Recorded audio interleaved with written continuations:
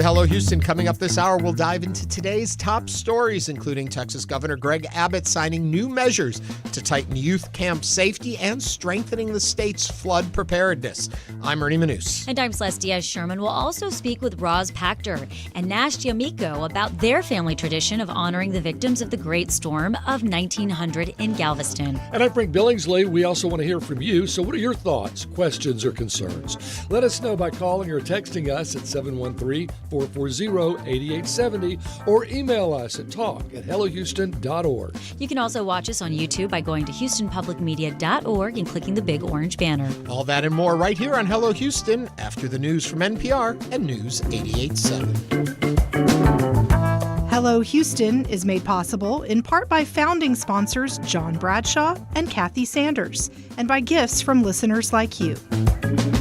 Live from NPR News, I'm Lakshmi Singh. The U.S. Supreme Court is giving President Trump the green light to remove a Biden-appointed member of the Federal Trade Commission, despite a 1914 federal law limiting the president from firing an FTC commissioner without cause. Chief Justice John Roberts had issued an order to temporarily block a lower court's ruling that reinstated Commissioner Rebecca Kelly Slaughter while her case was litigated. She and fellow Democratic appointee Alvaro Bedoya were dismissed earlier this year. In Florida, jury selection is underway in the trial of the man charged with attempting to assassinate then-candidate Donald Trump last year. NPR's Greg Allen reports a Secret Service agent says he spotted Ryan Ruth holding a rifle and fired on him while Trump was golfing at his West Palm Beach club in September. A witness says he saw Ruth running from what prosecutors call a sniper's nest in the tree line near Trump's golf club in West Palm Beach. Ruth was arrested a short time later driving north on the interstate. Ruth faces 5 charges, including attempting to assassinate a major presidential candidate, which carries a maximum sentence of life. He'll be representing himself in court. U.S. District Judge Eileen Cannon granted Ruth's request to dismiss his federal public defenders, but said they will remain on standby. Last week, Judge Cannon denied Ruth's request to subpoena President Trump, saying his motion contained, quote, various insults and no pertinent facts. Greg Allen, NPR News, Fort Pierce, Florida. Israeli forces say they have leveled another high-rise building in Gaza City that the military says its Hamas enemies have been using for surveillance. Israel's been warning residents to evacuate south as it pushes ahead with demolitions in Gaza City. Many Palestinians say they've been repeatedly displaced since the war began nearly 2 years ago, and there's no place safe to run, not even humanitarian zones. 5 years ago, the Labor Day wildfires ravaged Oregon, destroying thousands of homes and killing 11 people. Today, people are still living in hotels and other transitional housing. Jefferson Public Radio's Jane Vaughn reports. The Alameda Fire in southwestern Oregon destroyed around 2,500 homes on September 8, 2020. Most of them were manufactured, and many of the people displaced were older or Spanish speakers. Mary Martin used to live in a mobile home park that burned to the ground. Earlier this year, she finally got a state grant and purchased her own manufactured home. I have a new spot. I still miss my old spot a lot. And I wish it could have been the same, but yeah, it's just new. I don't like new. The 2020 wildfire season was the most destructive on record in the state's history. For NPR News, I'm Jane Vaughn in Ashland, Oregon. From Washington, this is NPR News. Live from News 88.7 in Houston, I'm Alexandra Hart. A Muslim civil rights organization is suing the Tarrant County DA's office to drop hate crime accusations against a group of activists. The DA's office says 3 people graffitied F Israel using the full expletive on a church in Euless. The indictments say the vandalism was motivated by bias against Israel and Jewish people. Mustafa Carroll with the Texas branch of the Council on American Islamic Relations says they were criticizing a country. Even in America, I can criticize the United States government, but doesn't necessarily mean that I hate the American people. In a statement, the DA's office said their indictments are based on the evidence. The city of Houston wants to make it easier for people to replace a damaged trash bin. As News 88.7's Gail DeLauder reports, the city will now let people pick up a bin themselves instead of waiting to have one delivered. Mayor John Whitmire says it's unacceptable for people with a damaged trash container to have to wait weeks to have a new one delivered. Under the new Can Blitz program, Houston residents can go to one of 3 solid waste facilities to pick up a replacement bin, or they can get a new bin if they haven't had one before. Residents will be able to get a trash container Monday through Friday at the Houston Solid Waste facilities on the East Tex Freeway Feeder Road, South Post Oak, and Central Street. You'll have to bring a water bill to verify your address, along with a 311 service request number. The city also asks that you bring the damaged can you're replacing. Nearly 1,600 new homes have been added to Houston's trash collection system over the past month, according to city officials, with hundreds more expected in the near future. I'm Gail DeLauder, News 88.7.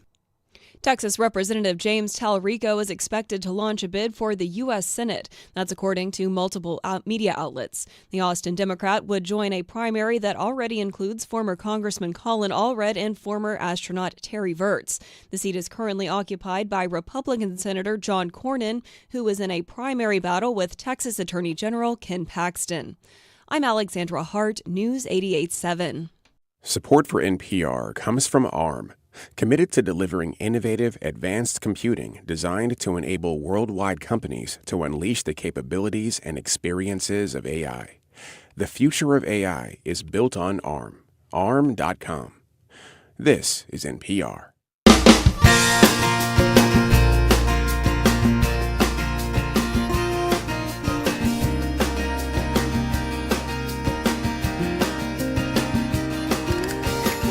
Live from the University of Houston, it's Hello Houston, an open forum on today's biggest stories affecting Houston and beyond.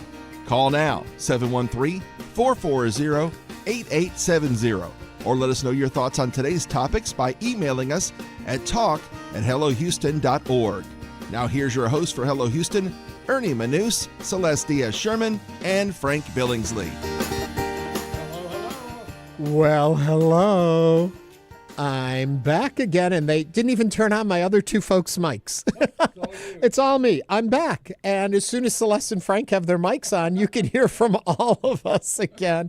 It's great to be back. Celeste is back on. I see. Oh, she's off again.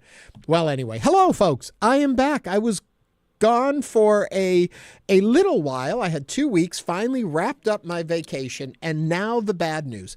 All my vacation is burned, so you folks are stuck with me for the duration of time.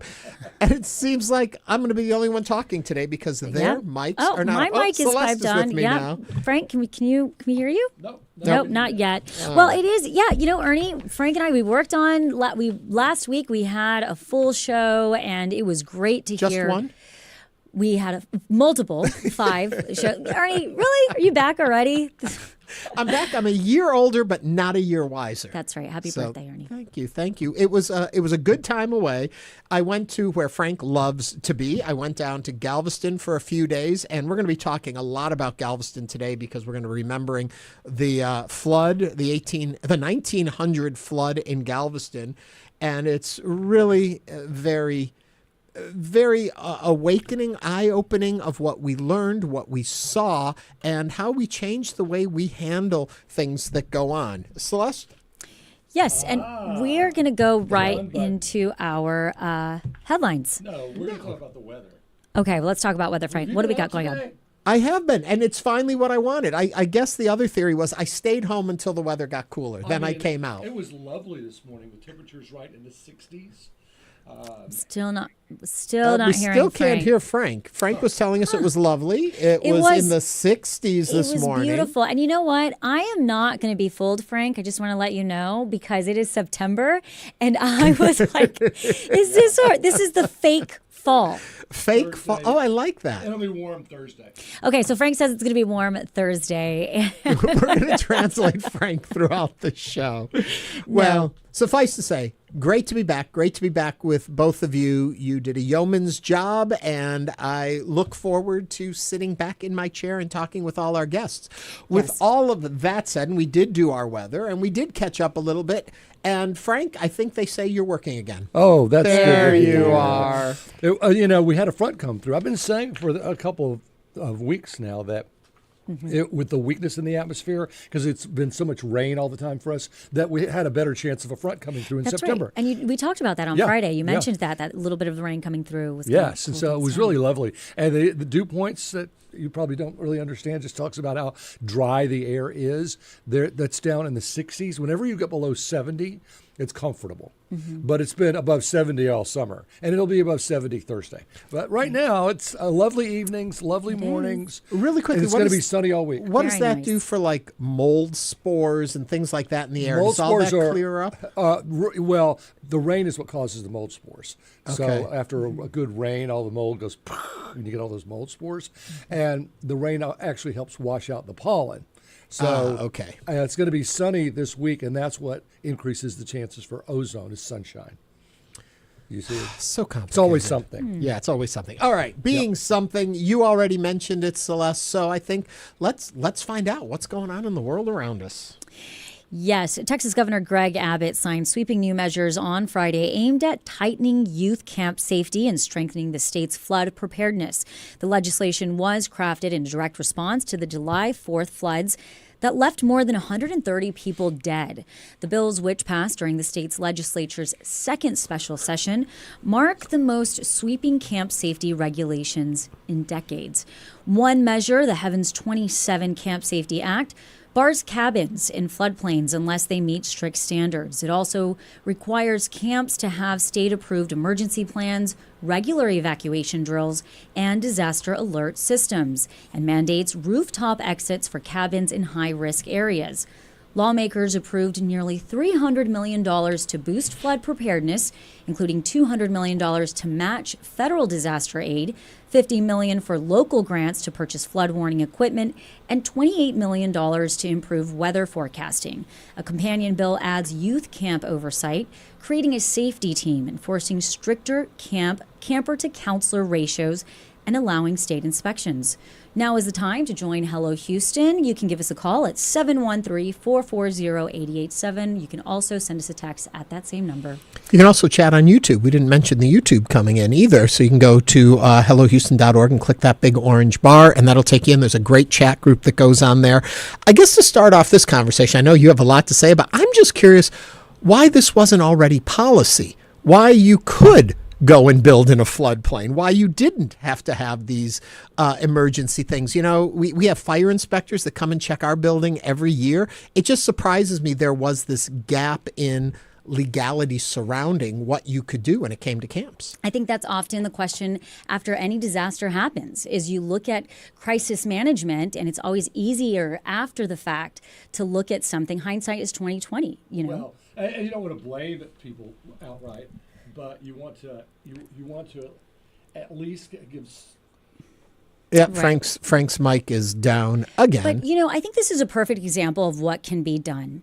And I really thought about this quite a bit as a parent. And looking at House Bill 1 and Senate Bill, which is specifically aimed at camp reform, the authors of these bills said they used verbiage to make sure these bills would go into statute without issue. So we saw policy being written in a very intentional way. We also saw the families of the victims present at hearings, in chamber galleries, during floor discussions, in offices of legislatures since the flood took place.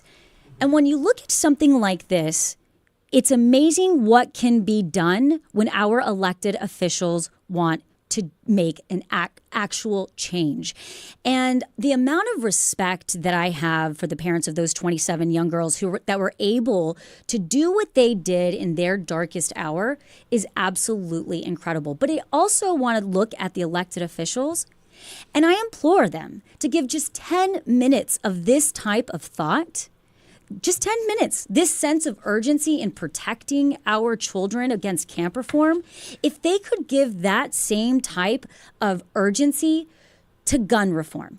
Because there are still parents in Uvalde, Texas, waiting to see this type of response, to look at our elected officials and say, hey, protect our children, not just at camp, but protect our children that are also going to school, that also are vulnerable. And we can come up with good policy to continue moving good legislative bills that actually make a difference. Yeah, I agree with what you're saying. The thing that's fascinating and different about these two situations is the fact, like you said when we started, hindsight is 20/20. This flood happened, this disaster happened, these cabins in this camp, and our eyes were open to the fact of what we didn't have.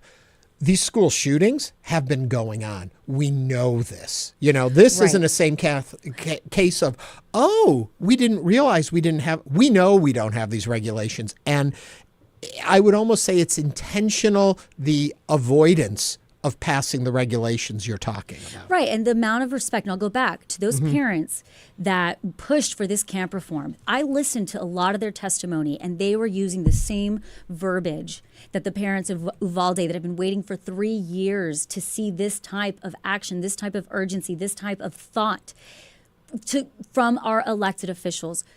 The response and the respect that I have is just full admiration for those parents, because they are advocating for my children. Yeah. Hold on. I'm going to share my mic with you, Frank.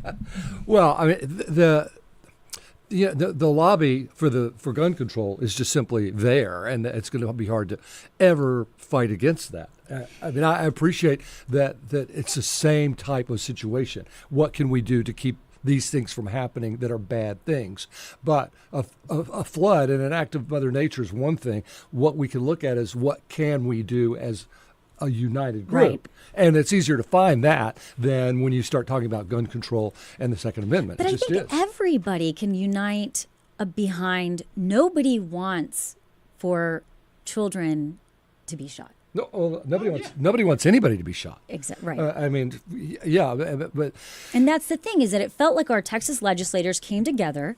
Both HB1 and SB1 passed, with flying colors. I mean, it was obvious. Right. And so I would wish that as we look at this, we know we can be smart. We know that we can be thoughtful in the way we write these bills. So why do you think it's not happening? I think there's a lot of political positioning. Right.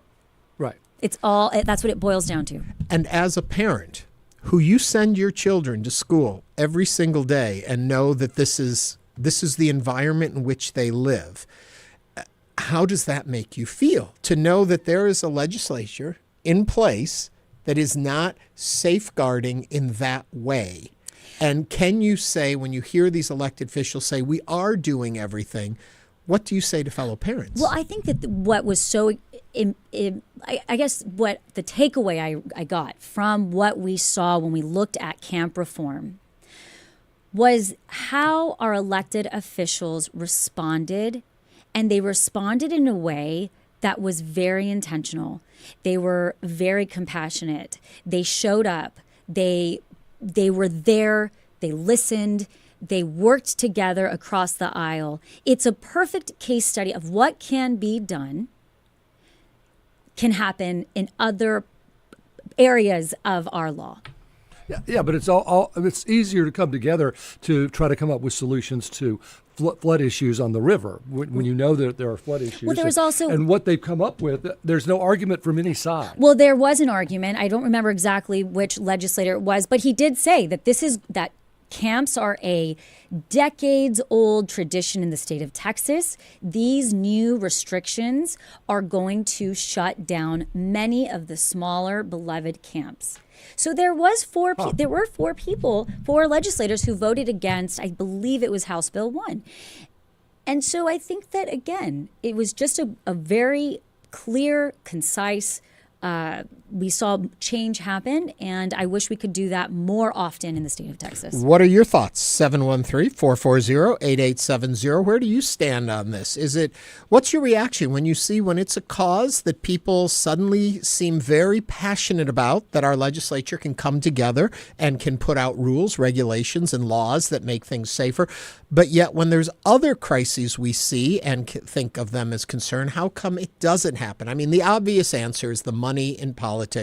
I believe, that comes from gun lobbyists and the battle over, because it's become so political, the Second Amendment, that to put any kind of regulations around it, we have gone in either political party to the extremes on either side, and so they don't want to meet in the middle. Like what you were saying, Frank, about when you look at flood mitigation and issues there isn't that lobby there fighting for something, that there's so much money put in and all of that, so they're able to come together.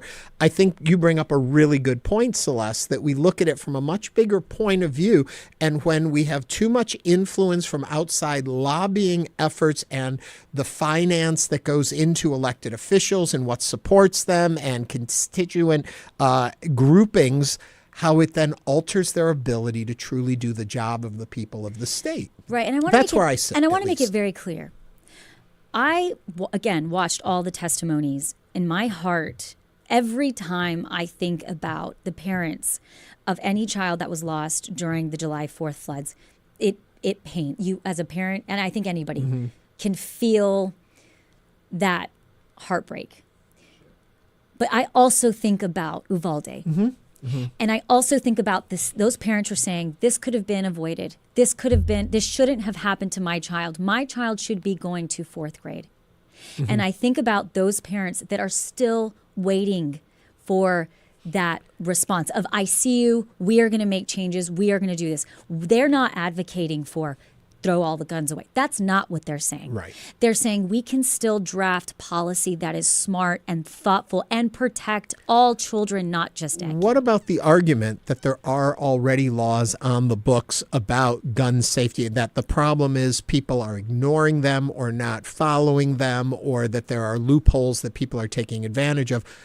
As opposed to what happened in this situation with the camp flooding, is that there had been no regulations put out, and that there's a difference. Even now with these new laws that are passed, if people still ignore them and they don't enforce them, isn't it the same situation? Frank? I'm still not on. Here you go. Frank's still not on. No, I agree with Ernie completely. And the camp regulations should have been there after the Guadalupe went over its banks in 1988. Yes. So there had been decades of this, and when you're known as a flash flood area, which they all said that after it happened, they said, well, all the hills and the rivers were very well, we know that flooding occurs here. And so, and we've seen it on other rivers in Texas, clearly. So I'm with you in that they should have done something about all of this years ago. I will tell you this. I never went to camp in Texas. I went to camp in Alabama. I did not realize that they were building camp housing on a floodplain right next to a river. Right. And I had no idea. Did you know that? I mean, no. I would have thought that common sense would have told them this is not where we're going to put a camp. And if we do, we're not going to put everything so close to a river. Frank, you said it, common sense. And again, 713-440-8870. We want to hear what your thoughts are. We have a call from David from Houston. David, welcome to Hello Houston. What are your thoughts or questions? Okay, well, I'm referring back to the problem with school shootings that you addressed initially. Okay? Yeah. And I do not understand why there appears to be an incredible resistance to having, armed guards at the schools and metal detectors. And the high school I went to in Dallas many years ago has had metal detectors at the doors for years, not for guns, but for knives, because the student body in that part of town has, become a demographic where a lot of kids carried knives. So they have knife check at the doors. They didn't, try to weasel around this. They just did something to solve the problem. So given that there are plenty of ex-military and ex-police that have volunteered to perform this function, I do not understand the resistance to simply having armed guards at the school. We have them at banks. We have them, all sorts of places that are apparently more important than the children are. David, do you think though the guards, the oversight could work in concert with better gun regulations for the state, or do you think we're in a comfortable place with our gun regulations and that these armed guards, as you're talking about, is the solution? Well, why are they the solution at banks then? Well, let me ask you this, David. Good question. Here's the problem. I don't know of any gun shooting that has occurred with someone going into the school through any kind of door and then pulling the gun. They seem to come in with the guns already ready to go, and so you can have metal detectors aren't going to work for that purpose. And if you have armed guards, fine, that will help. But if you're coming at them with an AK-47, which is largely what these guns have been, not all the time, but very often assault rifles, they're not going to stand much chance to fight back. So I think the solution is there, but I think pretty clearly it's in the guns themselves. We had a ban on assault rifles. That was lifted. It needs to be put back on. And we also have a couple of YouTube comments. The Truth says, great point. Unfortunately, special interest groups are pressing the scales on gun reform. Cheryl says, thank you, Celeste. Gun control, mental health initiatives should be priority. And David, thank you for that call. Quickly, today is International Literacy Day. A good day. Everyone go read a book today. It is also National Date Nut Bread Day. You going to bake a little for that? It's Star Trek Day. I don't know why, but it is. And that's what I had to bring back with me. And coming up on Hello Houston, we will talk with Roz Pactor and Nash D'Amico about their family tradition honoring the victims of the Great Storm of 1900 in Galveston. This is News 88.7. Stay with us.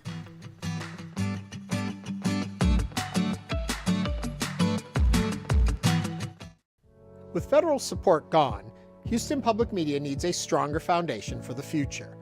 The Houston Public Media Resiliency Fund is our response to ensure this service remains strong, stable, and community-powered. Your gift today helps us stay on the air tomorrow and the day after that. Give now to the Resiliency Fund at houstonpublicmedia.org/donate or call 800-364-8300. Takes a few minutes to make a big difference. Become a new member today at houstonpublicmedia.org/donate or call 888-909-0887. Political battles over public health are reaching new levels. Florida is set to become the first state to eliminate all vaccine mandates, including for school children. It's a public health practice experts say has long helped curb the spread of infectious diseases. The political polarization of health policy nationwide and what it means for our democracy. Next time on 1A. You can hear it today at 2 o'clock. Hi, I'm Manoush Zamarodi, and our world is changing so fast. On the TED Radio Hour, we invite innovators, researchers, and activists to unpack those changes with us. Just about all companies are becoming technology companies or technology-enabled companies. Listen to the TED Radio Hour from NPR every week for conversations that will deepen your understanding of our changing world. The TED Radio Hour, Tuesdays at 9 p.m. on News 88.7.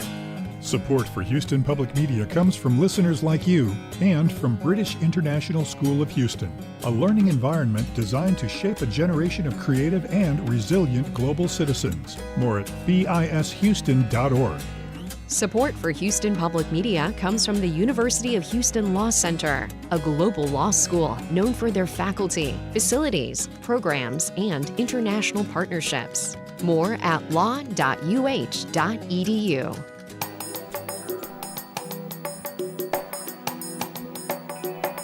And now back to Hello Houston. To comment on any of today's topics, call 713-440-8870 or email us at talk@hellohouston.org. Now back to Ernie Manous, Celeste Diaz-Sherman, and Frank Billingsley. This year marks 125 years since the Great Storm of 1900, the deadliest natural disaster in U.S. history that devastated Galveston and shook the entire Gulf Coast. But from that tragedy, one Houston family created a powerful tradition of remembrance, resilience, and gratitude. Every year since 1901, the Ingrando family has gathered to honor a vow made by their patriarch after surviving the storm, a promise to hold a Mass in thanks for their safety. Today, that tradition is still going strong, passed down through 5 generations and continuing to bring family and community together. Joining us now are 2 of the family members keeping that promise alive, Roz Pactor and Nash D'Amico, to share how this moving tradition has become a cornerstone of their family's legacy and how it all ties back to one terrifying night in 1900. Roz and Nash, welcome to Hello Houston. Thank you. It's great to be here. Hi there. And if you would like to join the conversation or have a story or a question, you can call or text 713-440-8870. Nash D'Amico, still not hearing.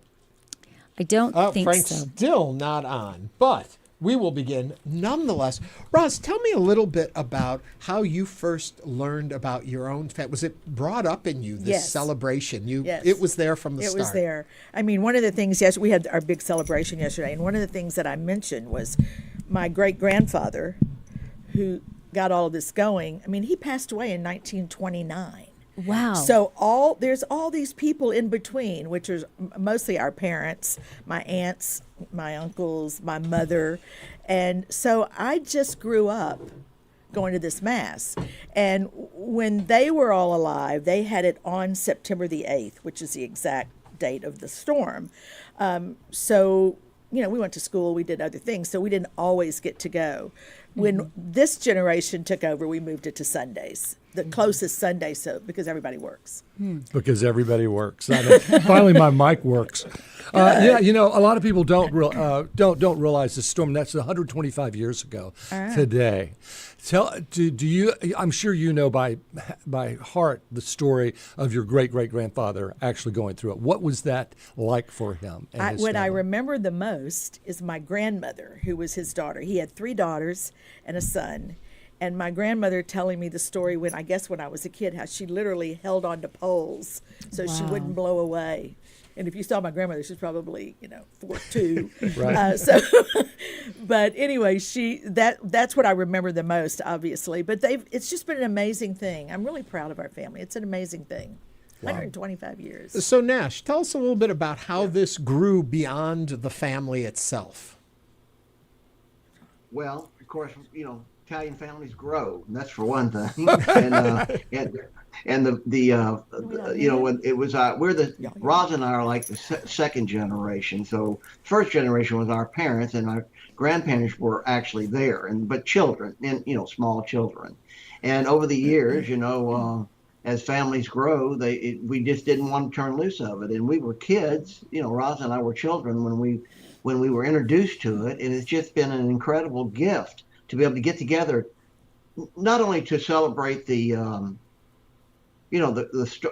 surviving through the storm, but also as a gathering for the family. So what we do is we start, the promise was to make sure that they prayed to the Blessed Mother, and that if they were to survive the storm, they would offer up a Mass in thanksgiving. So we have a gathering with the Mass, and then we always come together after that for the food. We know, that's always the big part of a gathering, especially with Italians. So, now my grandchildren are there, and so and we're hoping and praying that it continues beyond that. So we've been able to hold on to it, and there's always a handful or so of us that must stay in, to keep it organized and keep it going. And we're just hoping that the next generation, we're bringing them in, and we're recruiting them to keep it going for us, because it is a real gift. It really is. 125 years is a long time. Yeah. Yes. For both of you, how does it impact yourselves and how you interact with the community, going back and remembering what your family has been through? How does that make a change in you? Why is it important for this remembrance in how it then affects you moving forward?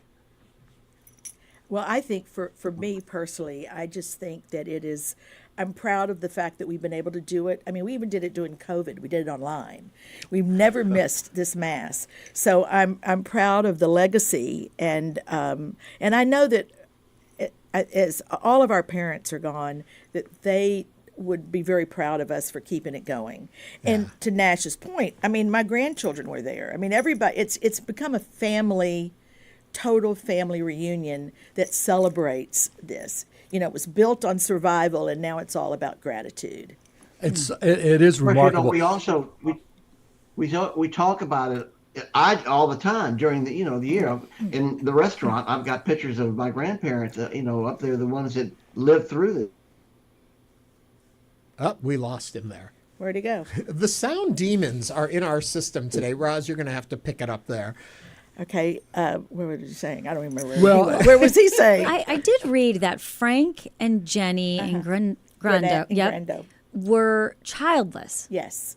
So how has this continued without children? Well, what's interesting is that great uncle and aunt started an orphanage on the way to Galveston. There used to be, I don't know if anybody ever remembered it, but myself and Frankie B. Mandola cut the ribbons for the orphanage, okay, so, as little kids. So it closed. I don't remember exactly the year it closed, but it's been closed for a long time. So they always were very attentive to children. And, and then after he passed away in 1954, then the children of his sisters, which are what we all are, just kept it going.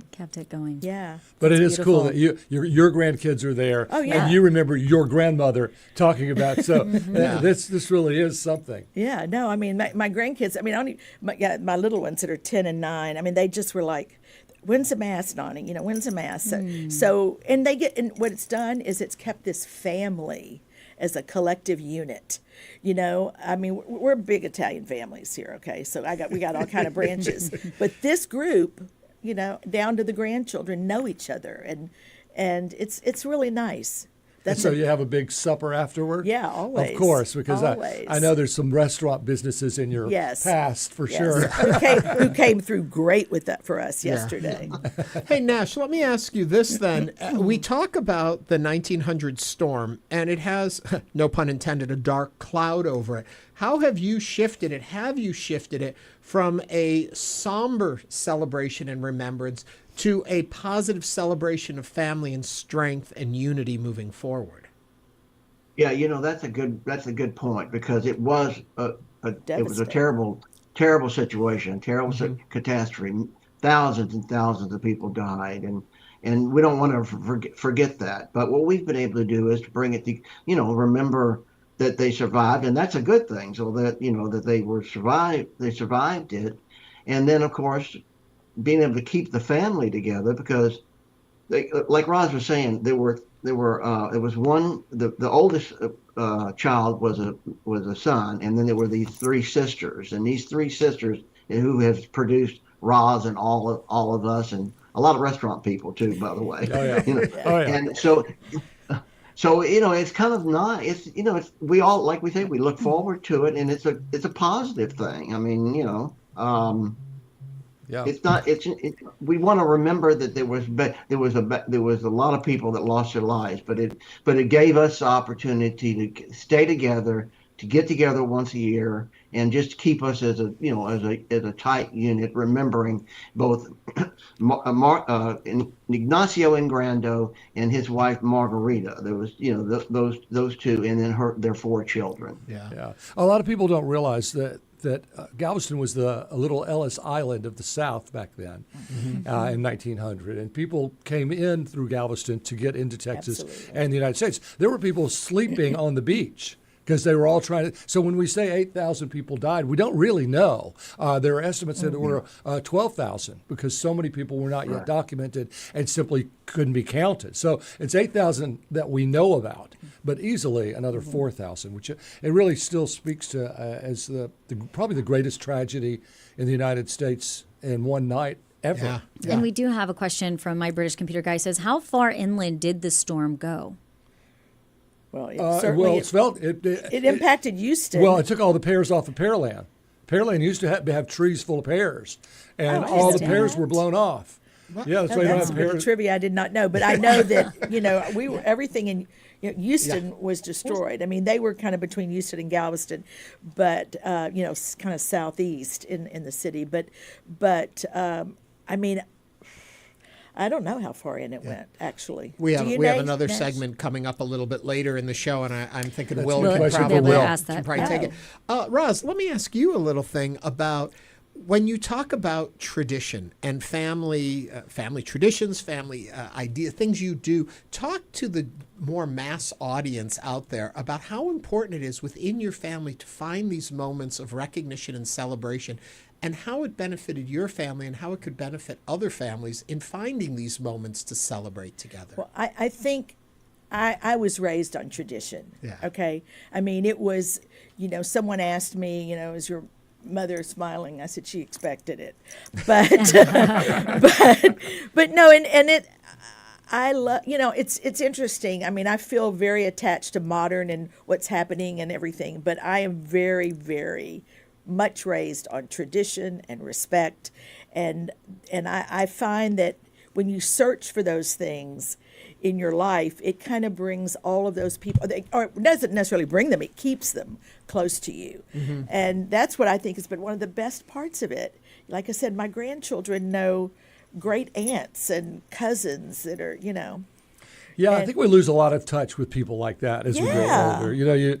When you're young, there's a lot of the Thanksgiving traditions, and your first cousins are there. Right. But after, I think when the adults that are all holding it together are the glue, and you don't instill that glue in the kids, then it does. It tends to break apart. So it's a lovely tradition that you have going. Yeah, I mean, and Nash and I are just two of the probably 4 or 5 core people, so it's been good for me. So I really I'm able to stretch and learn all of these kids. Yeah. And And when you get married and bring in new members into the family and stuff, do they come right along with it, or do you ever find struggles trying to get them to buy in? Well, if Alan were here, my nice Jewish husband, he never misses the Mass.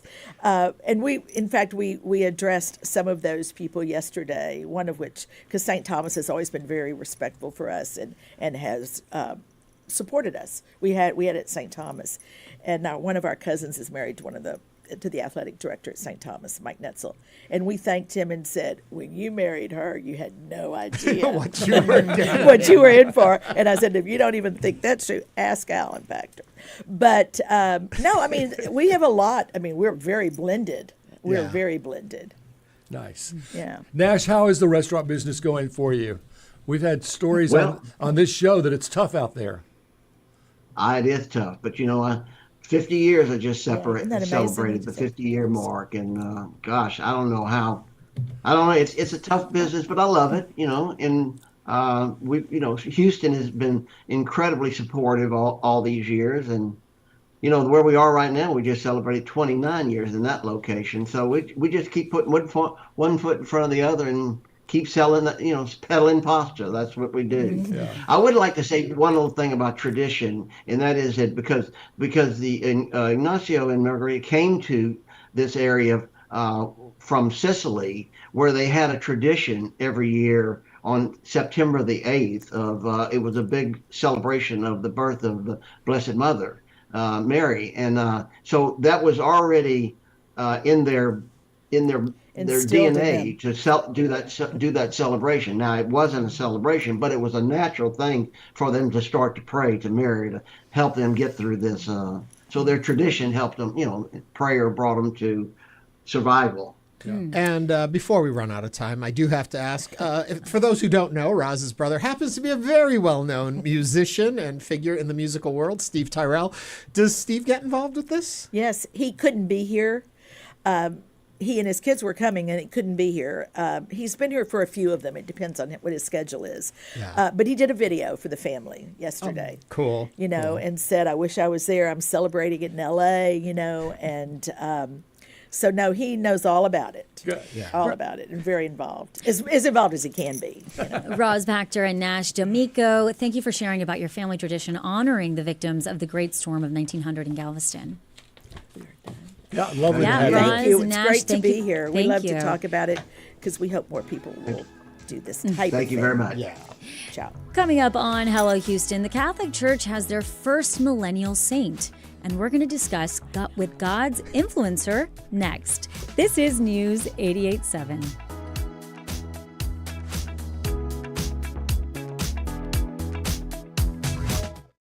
Federal funding for public media has been cut. In response, we're creating Houston Public Media's Resiliency Fund. Donations made toward the fund will directly counter the loss of the $2.2 million in federal funds that were cut annually and strengthen our station's foundation to provide our services into the future.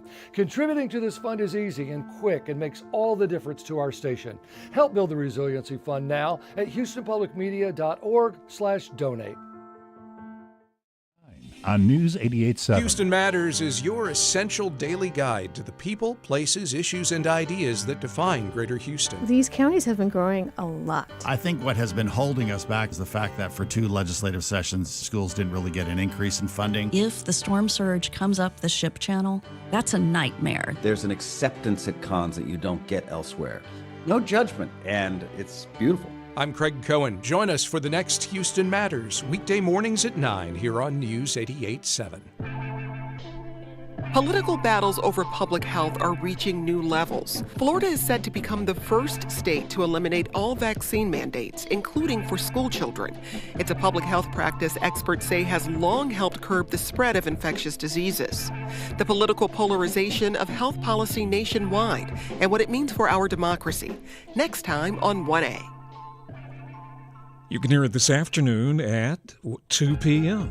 Tonight on Houston Public Media TV 8, following an Antiques Roadshow double feature of Vintage Baltimore at 7, American Experience looks at President Lyndon Baines Johnson at 9.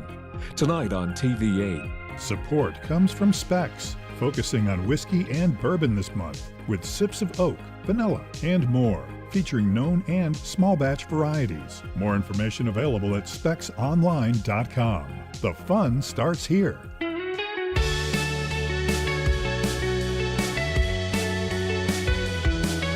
And now back to Hello Houston. Call 713-440-8870 or email us at talk@hellohouston.org to get your comment in on today's topics.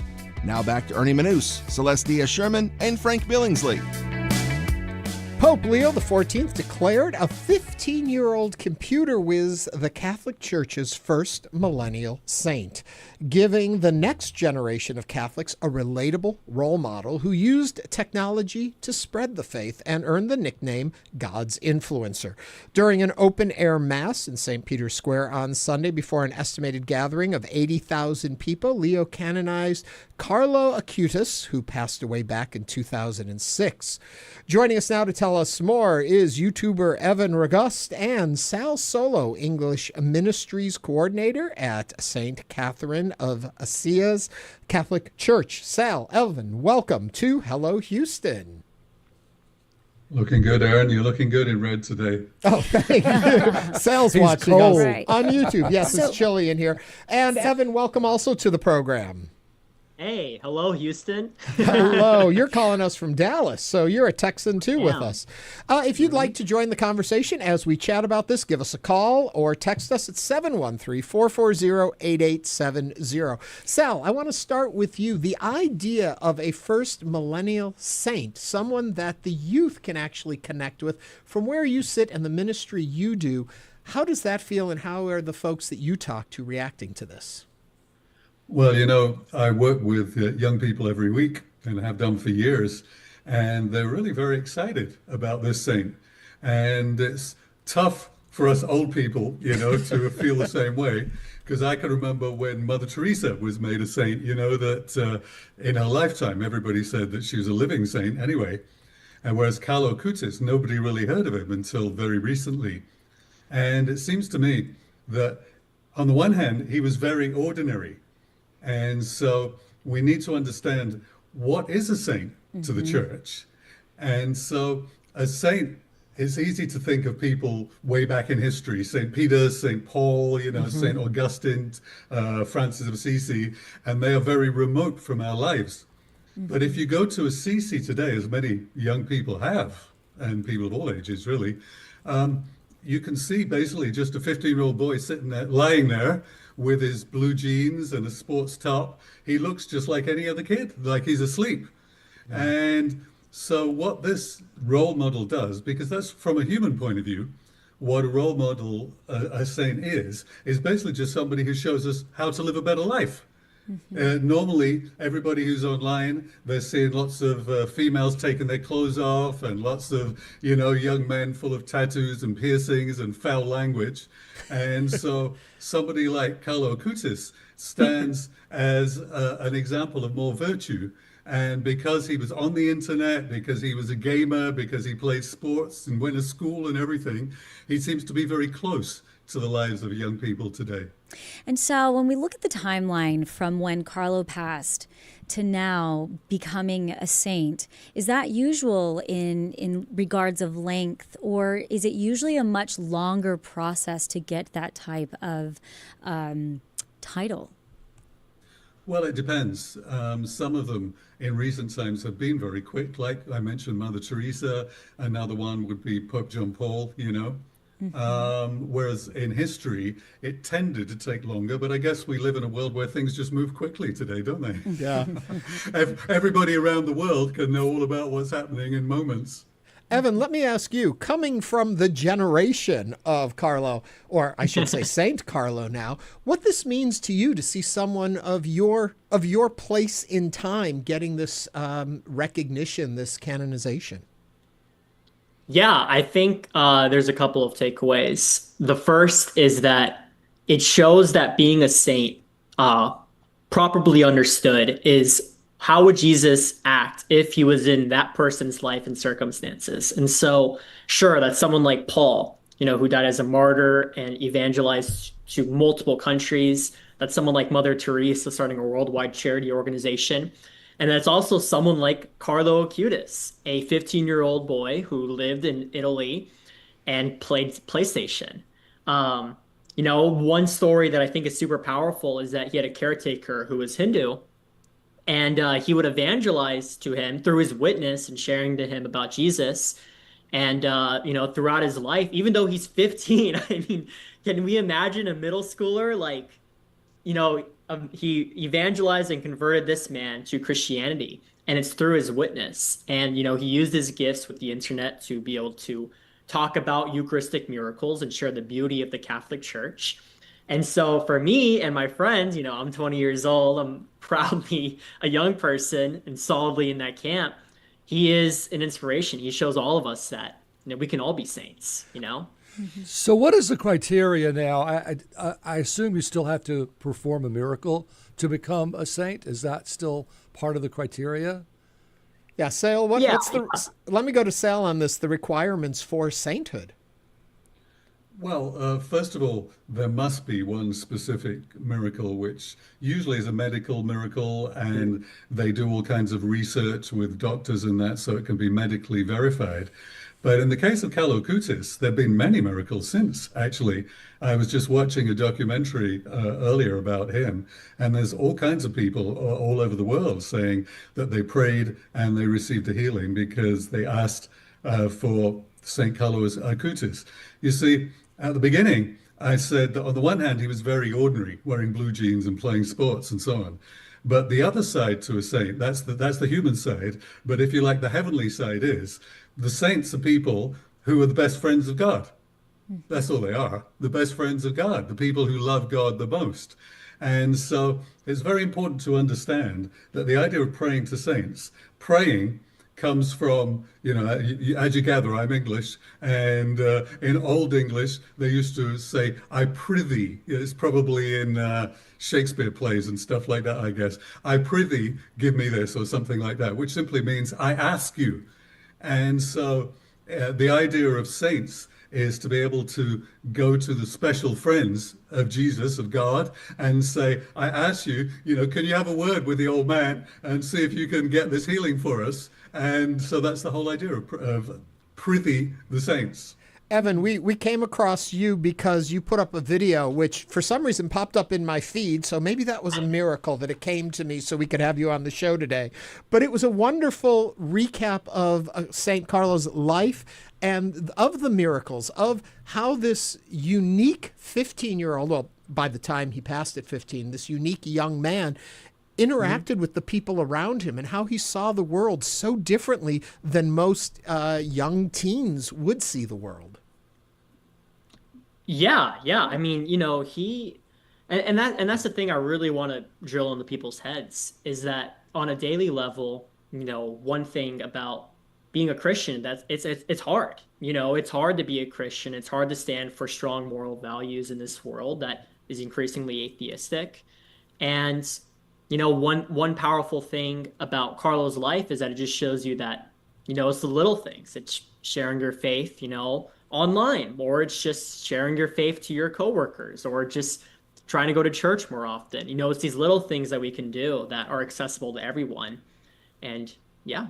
It was an interesting thing you say about going to church more often, the fact that his parents were not heavy churchgoers. This was something he found within himself, that desire, correct?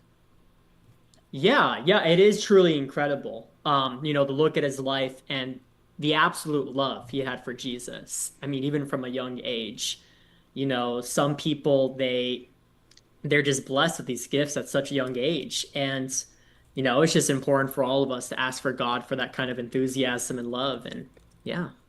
And Sal, I have a quick question for you. What type of significance do you think this has for Pope Leo to be able to be declaring Carlo a saint? And do you think moving forward, this is going to pave a way of him being a pope for young people? Yeah, well, I think he already is, because obviously, the whole world watched on the internet as Pope Leo came out the first time. The fact that he can speak in English, in American English. He's from Chicago, as we know. Like, I lived in Chicago 15 years, so did Ernie, actually, in the past. And I think that it kind of fits very well. You could call it God's timing. Because much as Evan says that a lot of people are very atheistic this day, which is true. But there are a lot of signs of young people, and especially young men, coming back to the church, both in America, in European countries. And earlier on, I mentioned the kind of idols that people have today who are really pulling them in very self-destructive directions. And so a lot of people, young people today, are basically saying, I'm done with that. We've seen 20, 30, 50 years of people trying everything else. And maybe people 1,000 years ago or 2,000 years, we're not so stupid as we think, and we're not so smart. Maybe they had something there. Because Carlo Acutis, for instance, he completely loved Francis of Assisi. Now, I don't know if there's any Catholics among you or Catholics watching, but at a certain young age, we get confirmation. And in confirmation in the church, we're supposed to choose a name, a confirmation name. I actually chose Francis because of Francis of Assisi. And since then, I've been sponsored to some other young people who've been confirmed. And they always wanted to choose Francis of Assisi. One time I asked one of the boys, who was called Michael, why. He said, because he liked animals like me. So it sounds stupid, but it kind of brings it back down to earth again. The saints are not really very remote, like angels floating in air. They're just ordinary people who live and choose good against evil. From my secular point of view, looking in at all of this, a pretty smart move, I would say, by Pope Leo, especially, as Sal, as you mentioned, younger people coming back to the church. In a sense, it's giving them something that connects their faith to a younger generation, as opposed to, as we talked about, all of these saints we think of. I come from the Greek Orthodox faith, and I think about these icons of people long, long gone. To give you someone you can practically touch from your own generation, how important that is, and what a smart move that is on behalf of the Catholic Church moving forward. Am I getting too political and too machination thinking here, or do you think that actually plays into it? Well, actually, I think it's a good question, because it would be easy for somebody who doesn't have faith to view the church like a museum, like it's all about things from 1,000, 2,000 years ago, whereas the church is a living, growing thing. And when you asked about Pope Leo, well, Pope Leo is kind of exciting, for one thing, for us, because he speaks English, And ever since Pope John Paul, the popes have been out there in the media. They've been traveling around the world and visiting people. So they're very close to the people. And so even the majority of people who don't believe still have engagement with them and awareness of them. And so this is probably, I guess, what happened with Jesus in his day and with St. Paul after him. They spread the good news all over the world by whichever means they had. And so today we've got the internet, we've got all kinds of mass media on our phones and so on. And unfortunately, we got to jump out here because of the time. Sal, thank you. Evan, thank you. Thank you. Thank you both for joining us today on Hello Houston. Coming up, we'll continue diving into today's top stories. Stay with us for the second hour of Hello Houston. Stay tuned. There's more Hello Houston on the way with Ernie Manous, Celeste Diaz-Sherman, and Frank Billingsley. For the latest in local news, subscribe to the Hello Houston daily newsletter at houstonpublicmedia.org. Hello Houston is a production of Houston Public Media. The opinions expressed by the guests of this program are solely their own and do not represent the views of management, staff, or underwriters of Houston Public Media. This is News 88.7.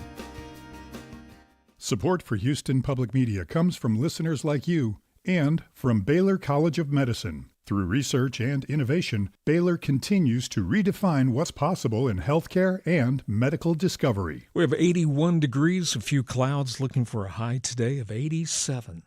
This is your NPR station, KUHF, Houston.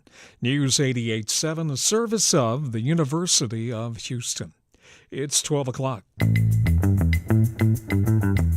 Just ahead on this hour of Hello Houston, we'll continue diving into the top stories of the day, including a new state law that requires schools to acquire parental consent before administering healthcare services to students. I'm Ernie Manous. And I'm Frank Billingsley. We'll also hear from Will Wright, Chief Creative Officer for the Galveston Historical Foundation, who will tell us more about the history of the Great Storm of 1900. And I'm Celeste Diaz-Sherman. We want to hear from you. What are your thoughts, your questions, and of course your concerns? Let us know by calling or texting us at 713-440-8870 or email us at talk@hellohouston.org. You can also watch us on YouTube by going to houstonpublicmedia.org and clicking the big orange banner. Hello Houston continues right after the news from NPR and News 88.7. Hello Houston is made possible in part by founding sponsors John Bradshaw and Kathy Sanders, and by gifts from listeners like you.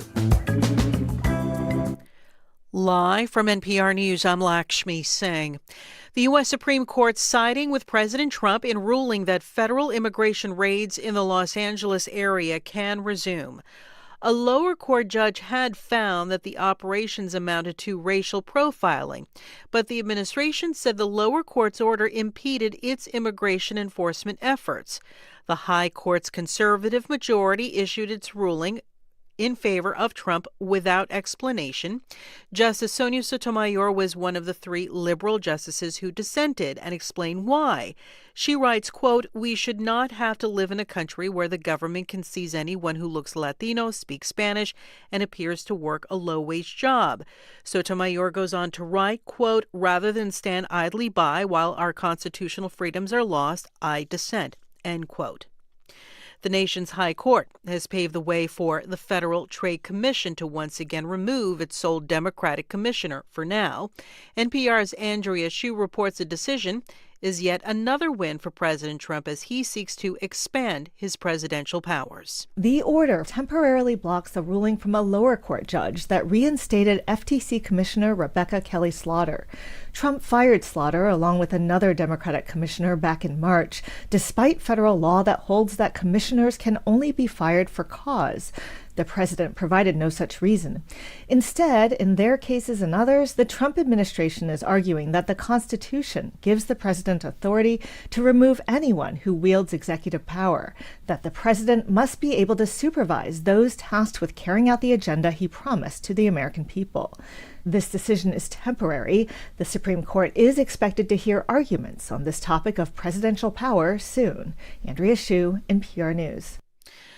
Pfizer and BioNTech have released new data that the companies say show their latest COVID-19 vaccine remains safe and effective for protecting people against the latest variants. NPR's Rob Stein has that story. The companies say a study involving 100 people shows the Pfizer-BioNTech vaccine triggers a strong immune response to the variant targeted by the reformulated vaccine. That variant is among the closely related strains that are currently dominant in the U.S. Pfizer and Moderna have been releasing additional information about their vaccines since President Trump called for more data about the shots, and comes as many people are having a harder time getting vaccinated because of new federal restrictions on who's eligible. Rob Stein, NPR News. U.S. stocks are trading higher this hour. The Nasdaq Composite is up 138 points, or more than 0.5%, at 21,838, and the Dow has risen slightly. From Washington, this is NPR News. Live from News 88.7 in Houston, I'm Alexandra Hart. Senate Bill 12, a new state law targeting diversity, equity, and inclusion initiatives, went into effect this month. Advocates say the bill has already begun to impact LGBTQ clubs and programming in some schools. Juju Farragher is a youth services specialist at the Montrose Center, a resource hub for Houston's LGBTQ residents. He says it's important for students to have access to inclusive spaces.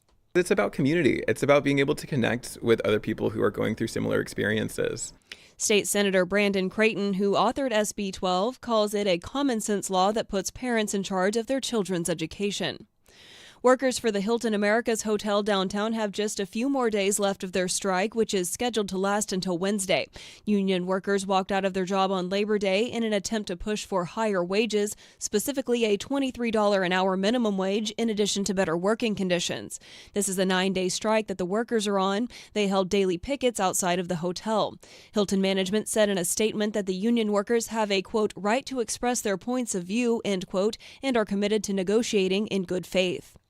The Houston Texans will search for their first win of the season next week when they take on the Tampa Bay Bucks. They lost over the weekend in the NFL regular season opener to the LA Rams 14-9. Jeff Balke is a writer for the Houston Press. He told Houston Matters that the defeat was particularly disappointing because there were supposed to be areas of improvement over last year. Many of the things that they, purported to have changed, they brought in a new offensive coordinator, they promoted from within for a new offensive line coach, they replaced 4 of the guys on their offensive line. They still had the same problems. Quarterback C.J. Stroud threw for under 200 yards in the game. The Texans were shut out in the second half. Someone in Texas will get to split the $1.8 billion Powerball jackpot.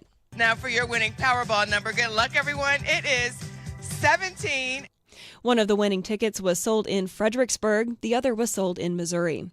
It's currently 81 degrees here on the UH campus, sunny today with a high near 87. I'm Alexandra Hart, News 88.7. Support for NPR comes from NPR stations. Other contributors include BetterHelp, committed to supporting mental health through therapy. Clients are matched with one of 30,000 therapists and can communicate via video, chat, or phone at betterhelp.com/public.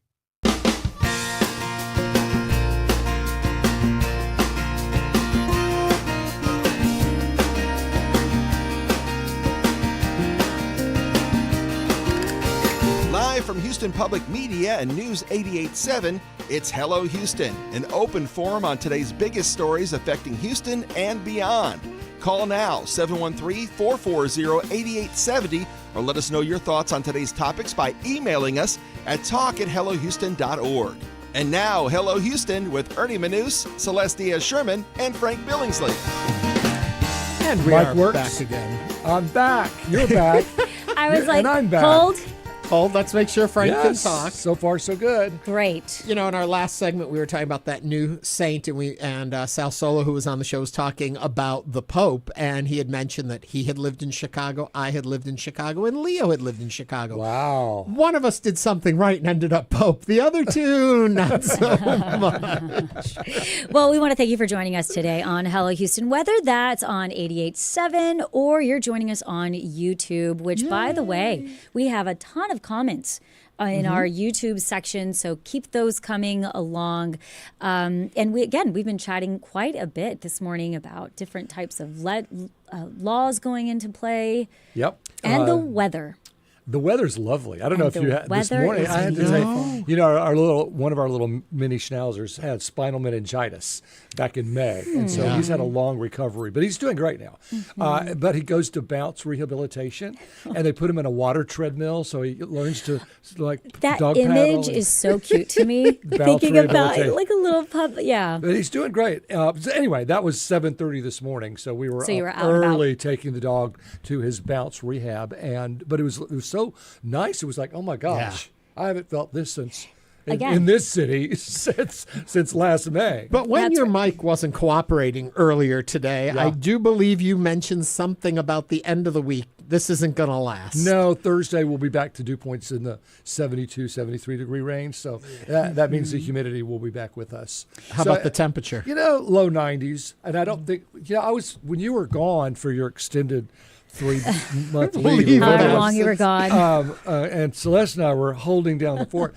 I told her that Hobby never had no 100-degree temperatures at Hobby.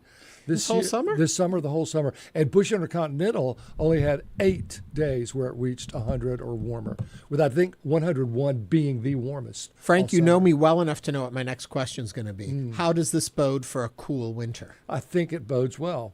Oh, good. We're already seeing a cooler in, so I think that there's no big, strong, high pressure to stop these fronts from coming in.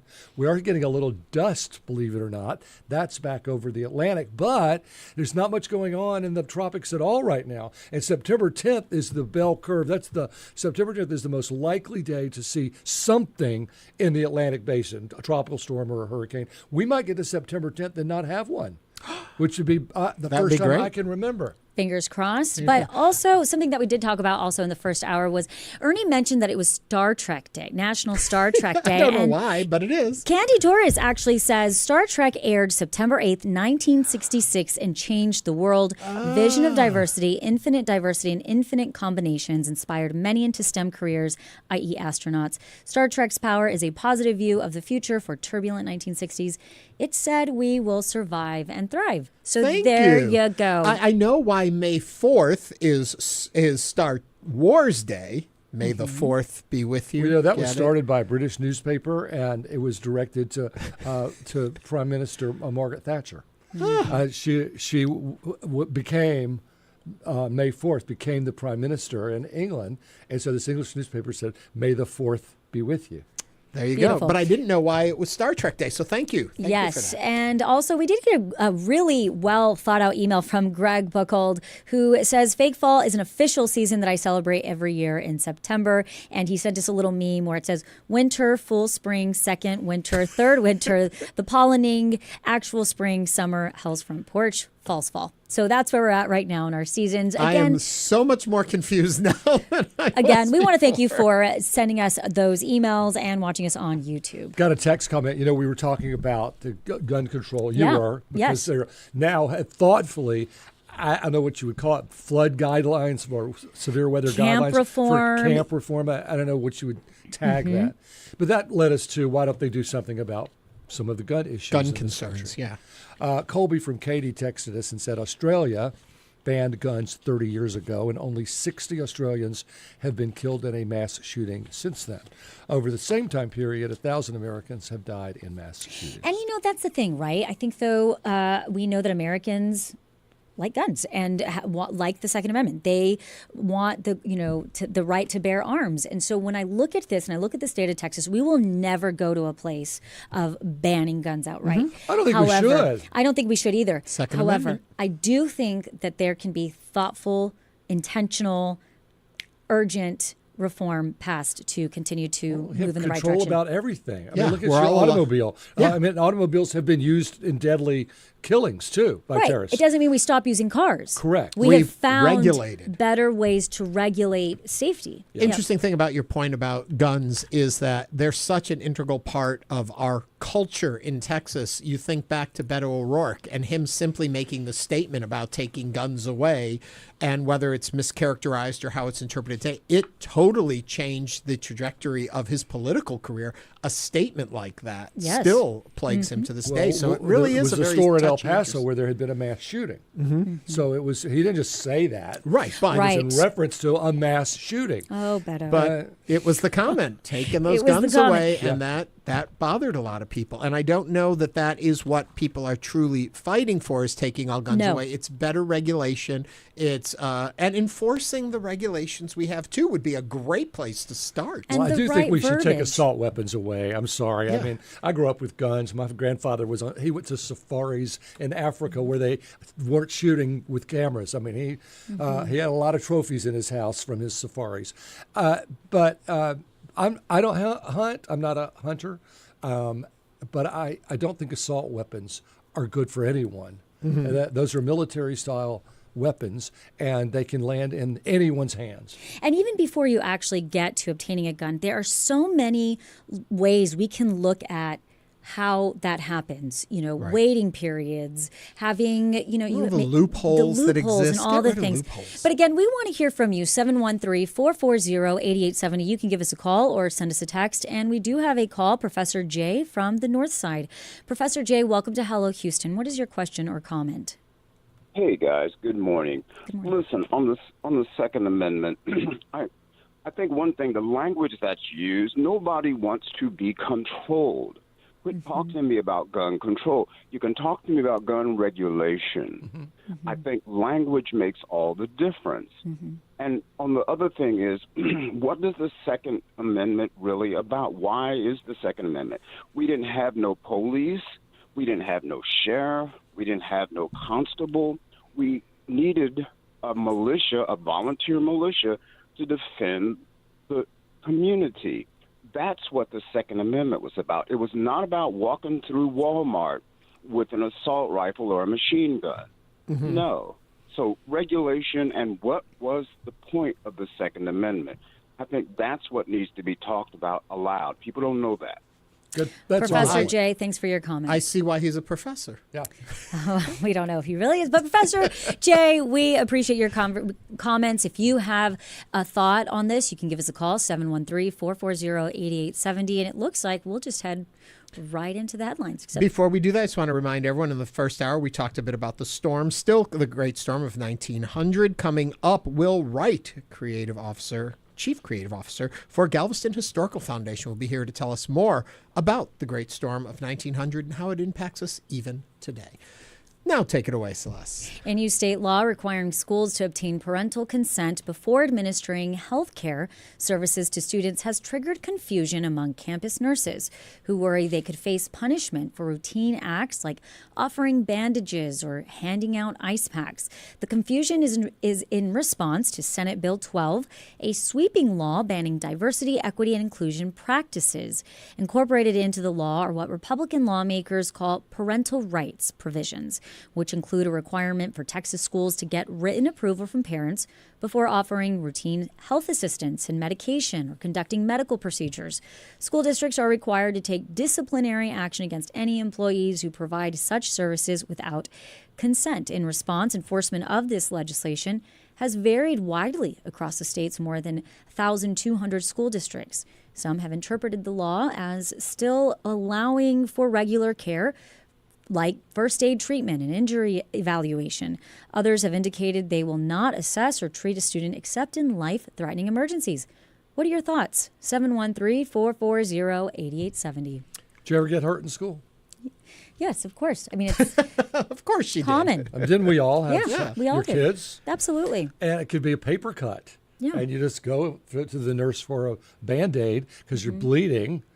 And they're saying that some nurses are afraid that if you don't have parental permission, they can't give you that Band-Aid for your paper cut. And if they do, they could get in big trouble. So therefore, now, it seems like first day of school, this would be one of the things a parent signs. Yeah, do you sign something, Celeste, as a parent that's like gives clearance for the year, or do we not yet? Don't think so. I have not received some type of medical release form. Would you be comfortable signing something like that? So explain that to me. So I would be signing that they can. That in case, if the school or the nurse feels that it is necessary to treat your child for something that may have happened while on school property or during their school time, that you're okay with releasing I guess you'd be releasing your parental right to restrict it and letting them do their medical concern. So there are two parts to this. So, for example, Evelyn goes to public school. She goes to an HISD school, an elementary school. We don't sign anything like that. If there is perhaps any type of non-major life-threatening type of medical situation, they have her lay down, or they give her a little ice pack or put a little bandage on it. Now, Philip goes to a private preschool. He's not quite yet in elementary school. And I do believe I signed something that says, in a case of emergency, are you okay with us calling an ambulance? Yeah. So that's something I do sign. This is silly. I mean, kids hurt themselves, and of course, put a Band-Aid on them. Yeah. Right? Yeah. I mean, unless,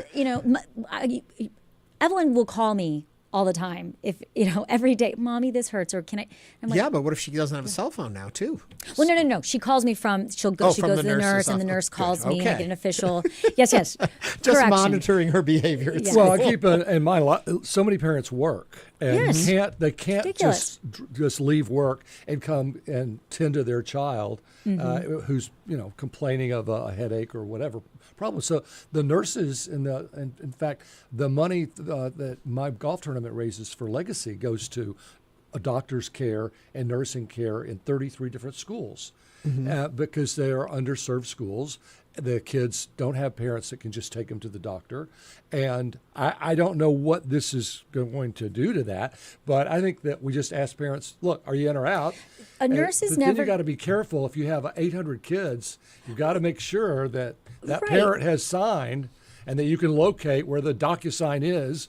And I don't know the legality of it, but I don't think nurses at a public school can give a child an antibiotic. So it's not like they're administering medicine. A nurse, I don't believe, can give. What about a Tylenol? No. I don't. I'm not even Nothing. Sure she has that in her. A Band-Aid? I think it's like a Band-Aid, or if maybe they twist their ankle, they can wrap them, send them back to class, or if they have a tummy ache, they can lay down. If they need a heating pad or they hurt something. That type of very topical I'm stuff. just surprised that you have to sign a release form to call an ambulance at the private school, because I think, like, if you were out at a store and you collapsed at a store, an employee of the store, first step would be to call an ambulance. Why are you laughing at me? I'm laughing because I think with kids, you're like, well, wait a minute. How much is that ambulance ride going to cost me? That's true, too. How long can I get there? I think that the reason that they call an ambulance immediately is because of insurance situation. It's like they don't want to be held accountable for not having done what they needed to do to help save your life. They don't know if you've signed a release form that says it's okay for you to call an ambulance. They have to do it because then you assume the people in the ambulance are making the decision then moving forward. So if it's in school, something happens, let the ambulance, the medical authority, decide what care you need. But the nurse is the medical authority in the school. They're not just random folks sitting in the nurse's office. They are nurses. They got educated for this job, we assume. Oh, yes, and absolutely. Therefore, I feel comfortable. I don't have any kids, so I feel comfortable with my children being treated by the school nurse. Again, 713-440-8870. Alexis from Tomball is on the line. Alexis, what is your question or comment? Yeah, my comment is I sent my kid to school with a Band-Aid on his knee because he scraped it on his bike like most boys do, and it had gotten so bad that it needed to be changed, and the school nurse refused to even hand him a Band-Aid because we didn't have a form. As I'm finding out, it doesn't seem like there's a form we can sign yet. So I do think it's kind of crazy that they're limiting how much they can do as much as even supplying a Band-Aid. Alexis, how comfortable, how much would you feel comfortable signing away in that it's totally at the discretion of the nurse, that there are certain levels? Where would you feel comfortable? I'd be pretty comfortable. They already kind of call us for most things that happen outside, so I don't see why that should be an issue, so I'd be okay with it. So you've never had a problem with the nurses at school? I mean, why is this law creating a problem where there wasn't a problem? Alex, thank you for calling. My British computer guy writes, again, sounds like common sense has gone out the window in the school system. If a child in your care gets a cut, regardless of signed documents, they should be allowed to treat it. That's what my computer and says. in his case, the child already had an infection or skin infection that had gotten so and bad. Just needed the Band-Aid Yeah, changed. needed to be treated. And, I also feel sorry for the nurses that have to be calling parents, because any parent, no matter what, when you see your child school calling, Sure. there's a slight uneasiness. Like, I need to get this. I don't care what I'm doing. I need to get this. And so the fact that these school nurses who I feel like can already do so little, already feel under pressure. And also, do you want the delay? If my child needs care, treat to the care. Don't try and track down the parent so that the parent, and like you said, Frank, earlier, so many are working, they may not pick up the phone. So what do you do then? You just wait for them to call back while the kid bleeds out? I know and that's as an extreme, but it may be something very simple that you put a Band-Aid on it, you send it back to class. So now they've missed 3 hours of class waiting on parental consent. And they're sitting there. And then the other thing I think is that, okay, so if it's about a scraped knee and they have a Band-Aid and then a child actually comes in that's sick, now we're spreading germs. So I'm like, just put the Band-Aid on and go back to class. Yeah. And I guess there's also, though, to look at the other side of this, you don't know necessarily the underlying medical condition of every child. Right. And notifying the parent, I think we all agree, notifying the parent is absolutely fine and should be done, but that in the moment you should do what you need to do to treat the patient and then do the follow-up, reaching out to the parent and all that.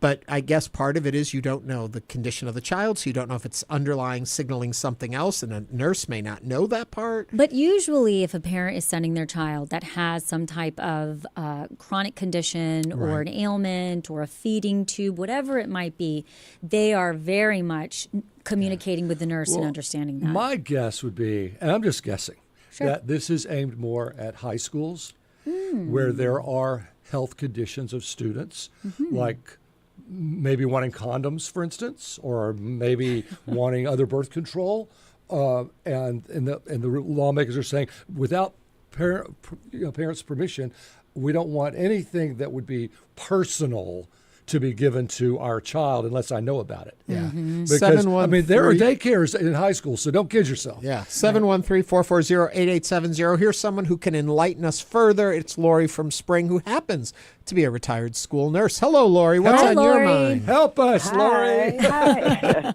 Yeah, well, I would say first is to really look into your district policies and who they do put in the clinic and the nurse's office. So that varies between school districts. It could be an RN, it could be an LVN, or it could be a trained non-professional. So really, it varies by school and by district. So that'd be something that, as a parent, you'd look into to see who is sitting in that office with my child, and do they have the knowledge to take care of them. And then also the district set the policies for kind of what they're allowed to do. So that's also within your school board guidelines. So you can see kind of how the framework of the practice.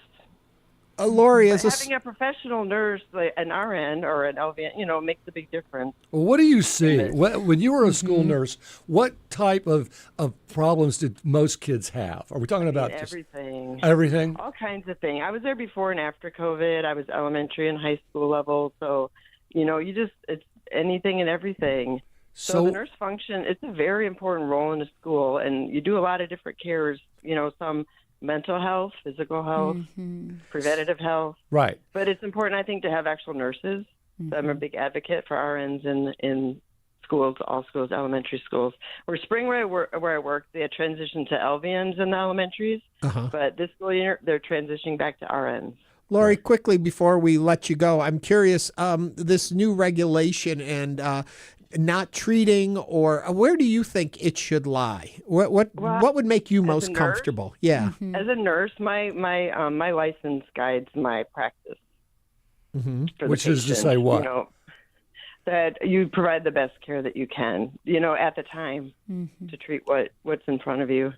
Yeah. The policies are different, like they can make policies, but that's really difficult sometimes depending on what the situation is.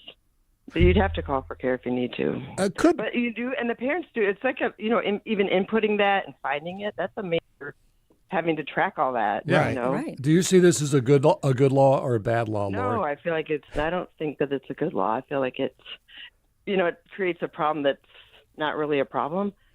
Did anybody ask you or any other nurse before they decided to pass this law? Was there any input from No, I any think they medical? like to pass a lot of laws that are very impractical to implement. Yeah. And then they forget about it after they passed it. But Lori, as somebody who was in a school on a regular basis, what was the type of issues or medical situations that you encountered on average? Well, it depends on the grade level. Like elementary, like stomach aches, injuries in the recess injuries, classroom injuries. They don't feel good, which is hard because they're little and they don't really know how to tell you what's wrong. And then high school age is like a whole different thing. And then you have to really know your board policies too as to what you can say or not. Like we don't give out condoms or, you have to kind of know what we had like a abstinence plus policy. We had a text that came in from Jen in Clear Lake, and she said that most schools now have AEDs to restart a heart if needed, so it's not just bandages. Your reaction to that? Yeah, there's everything. Like I feel like the school nurse is a trained professional, and like we were in charge of like the AED checks, making sure that they're every month you turned it on to make sure it worked. You knew where they were. You trained your team. So we had AED teams that we trained. So yeah, it is more than just.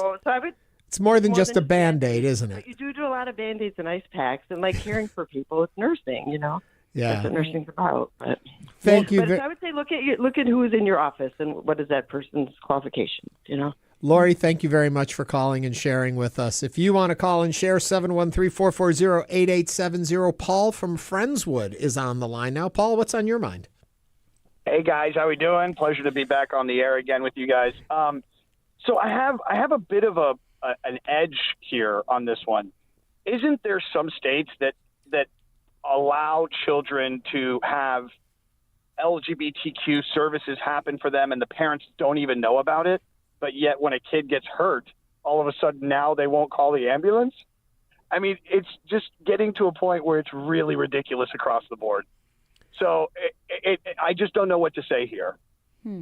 Yeah. I do think that the segmentation of legalities in different communities gets very confusing, and I'm not using the right words there, but how each spot has something different regulations, different understandings, different ways of how we do things. And I think that probably may lead to concerns and bills like this where parents get concerned about what is happening in places they don't know, and so they want to kind of control all aspects of it instead of taking a step back and understanding that medical care for the best interest of the child is what is paramount in that moment. And I can also say this, in the state of Texas, there is a ban on diversity, equity, and inclusion type policies and programs. So if you're connecting any type of LGBTQ plus issues, a nurse would absolutely in the state of Texas not be able to even, I believe, talk about that with a student. I don't know what the policies are in other states, but I do know in the state of Texas, that is the situation when we look at diversity, equity, and inclusion type programs, policies for elementary, middle school, and high school students.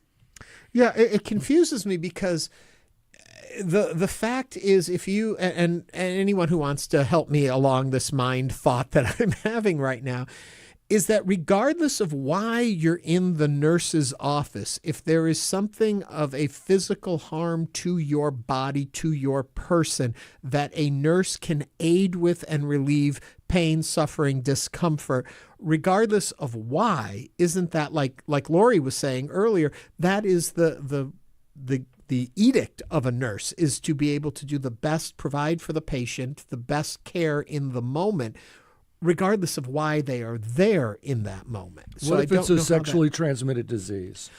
Again, do you think the parent shouldn't the parent know or not? Well, I don't think this is talking about keeping information from a parent, but if they are having a burning sensation that you can give them a pill to alleviate, then this is ridiculous because that's not even right because they're not prescribing medication, school nurses aren't.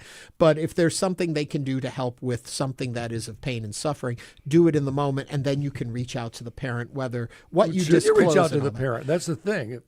If right, but that's a different 17-year-old or a 16-year-old has an issue they don't want to talk about with their parents.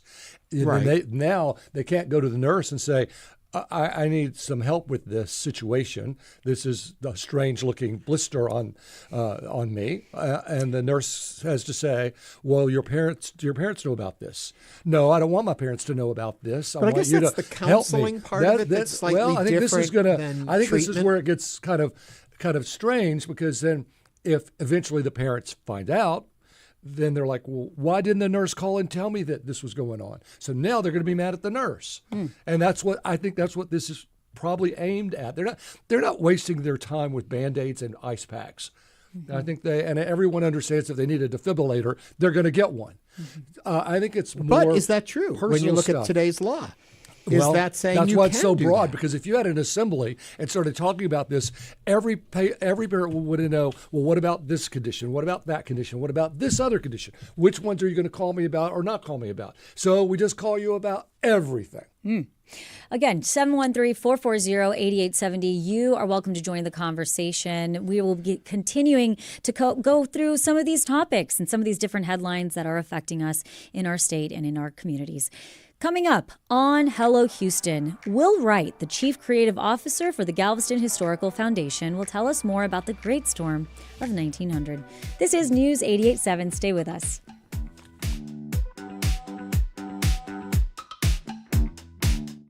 Hello, I'm Josh Adams, General Manager of Houston Public Media. This station just lost $2.2 million in federal support annually. To keep our station strong, we've launched the Resiliency Fund, powered by community members just like you. Your support will help bridge the funding gap and ensure these programs remain free and accessible to everyone. If public media and this station matter to you, now is the time to act. Support the Resiliency Fund today at houstonpublicmedia.org/donate. You can hear Think coming up tonight at 10 o'clock. Houston Public Media, in partnership with Texas Southern University, brings to you The Vibe. R&B, hip-hop, and neo-soul. Music that resonates with all ages. The Vibe on 88.7 HD3 and on the Houston Public Media app. Support comes from Near Northwest Management District, located just off 290 and the 610 Loop, with a mixture of modern and mid-century homes and businesses. More information at nnmd.org, at the intersection of innovation. Support for Houston Public Media comes from Good Reason Houston, working to ensure every child in every Houston neighborhood has access to a strong public school that prepares them for opportunities and a living wage after graduation. More at goodreasonhouston.org. Support comes from the Toyota Center, presenting OVO by Cirque du Soleil, with updated characters, staging, and high-flying acrobatics. OVO, playing October 2nd to 5th at Toyota Center. Tickets at toyotacenter.com. Support comes from Dekamera, presenting Other Worlds Season Overture. Works by Ravel, Rachmaninoff, and Schubert, featuring pianist Enon Barnatan and violinist Tessa Lark. October 3rd at the Wortham Center. Tickets at dekamera.com. Support for Houston Public Media comes from Houston Grand Opera, opening the 25-26 season with Porgy and Bess, featuring music by George Gershwin, blending jazz, blues, and spirituals. Tickets available now at hgo.org.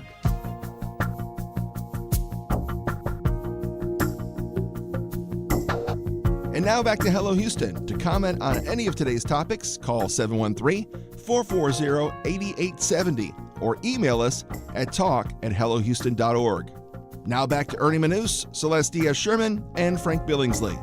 On this day in 1900, a monstrous hurricane swept across Galveston, claiming over 6,000 lives. And by some estimates, as many as 12,000 people may have died on that night. It just leveled the whole island. It's known as the Great Storm of 1900.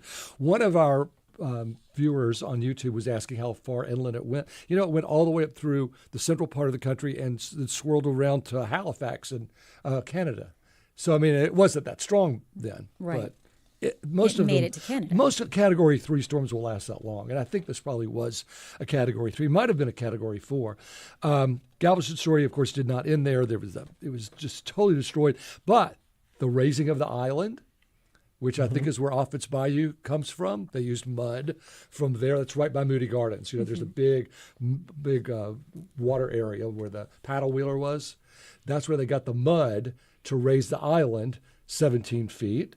They also, of course, constructed the seawall, which was just which is part of what the Guinness World Record was for the longest,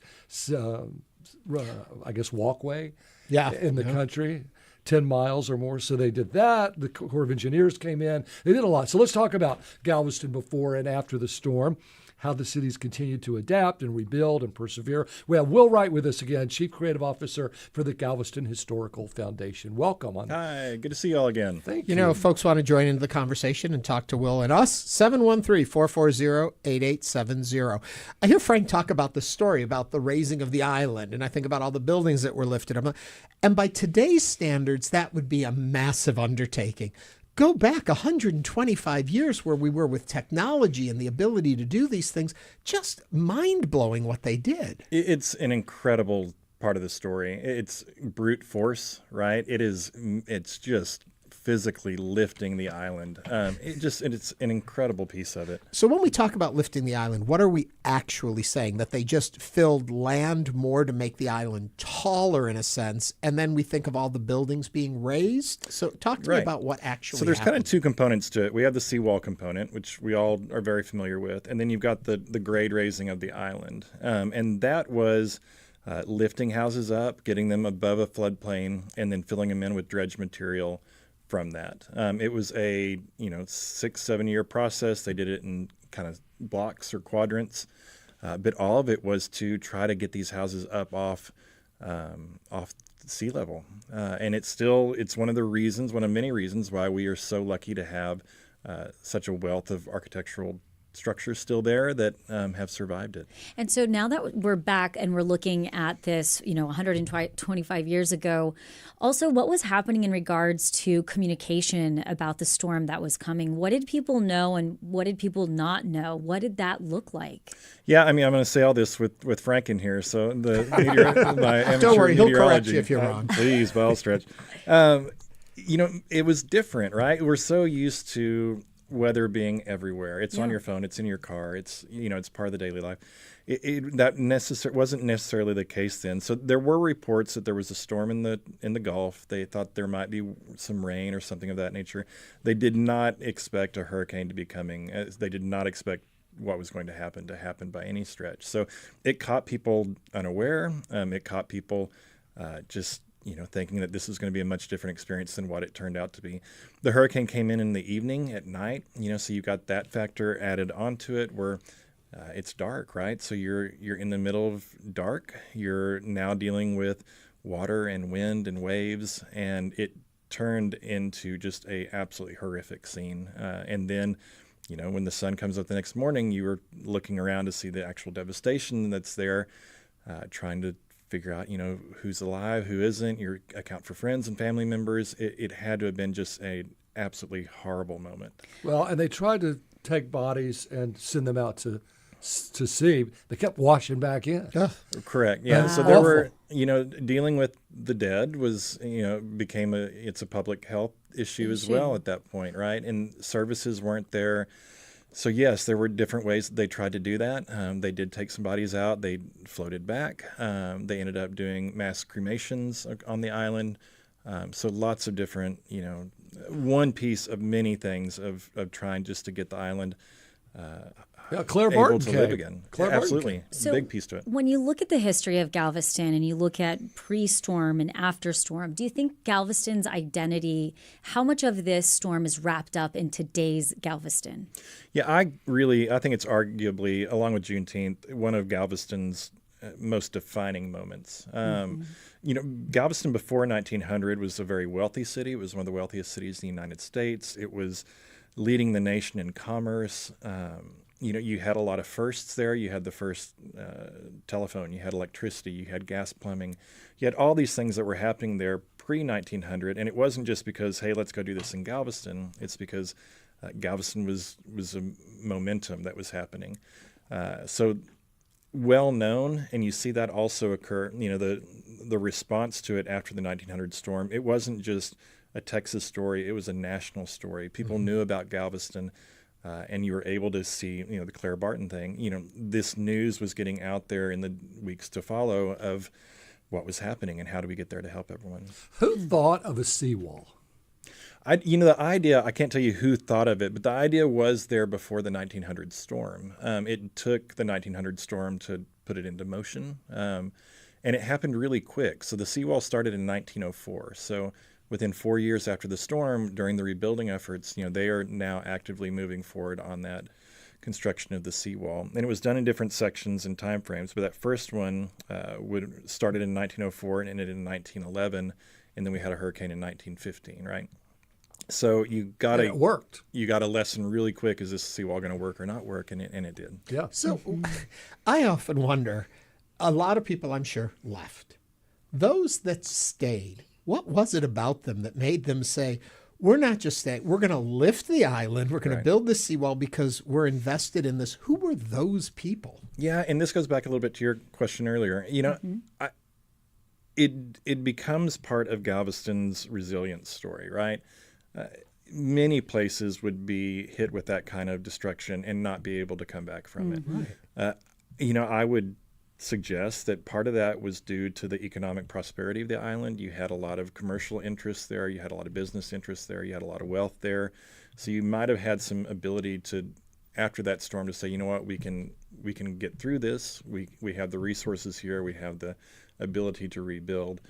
And then that resilience kind of starts coming back up repeatedly because, we're not a stranger to hurricanes. Well, a lot of people don't know the story of Indianola down by Matagorda Bay. And so they were hit by a hurricane in, 1879? Twice? Is that and correct? Then 1889 did them in. And they were hit twice. And they were like, we're done. We're out. Yeah, we're out. People often forget just how big I think Galveston is. You tend to think of it as that area you come off the drive into, and there's the historic district and the seawall, and there's Galveston, but there's a lot more. Right. How much was devastated on the island? The population of Galveston at that time was around 35 to 38,000 people. Structure-wise, you can hear people will say that the island was totally destroyed. It wasn't. We would say about a third of the buildings were destroyed. So you had a lot that still survived, which we benefit from today. When you say building, do you mean house also? Houses, commercial buildings, okay. Yes, absolutely. The death, as Frank said earlier, there's no definitive number to that. You'll see 6,000. We say 6,000 to 8,000. You can see 15,000. You'll never know, right? It was the sheer magnitude of the loss of life was just staggering. So you look at a population of 36,000, you lost 6,000 of that already.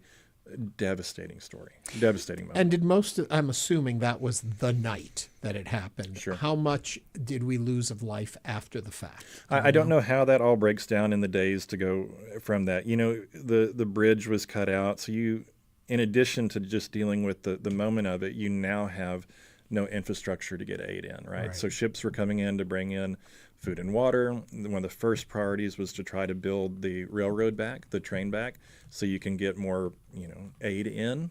So lots of things trying to happen pretty quickly. You're listening to Hello Houston. We are speaking with Will Wright about the Great Storm of 1900, the deadliest natural disaster in U.S. history, and how the city rebuilt after the tragedy. You can join the conversation at 713-440-8870. We do have a call from Amy Chase, Bolivar Lighthouse from Galveston. Hi, Amy.